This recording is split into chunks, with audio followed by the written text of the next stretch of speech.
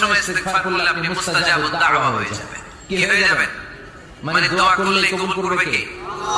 মুস্তাজাবুদ দাওয়া, এই টার্মিনোলজি, এই পরিভাষাটা কি আজকে প্রথম শুনলেন? খেয়াল রাখবেন, মুস্তাজাবুদ দাওয়া মানে এমন ব্যক্তি, যেই ব্যক্তি দোয়া করতে দেরি কিন্তু দোয়া কবুল হতে দেরি হয়।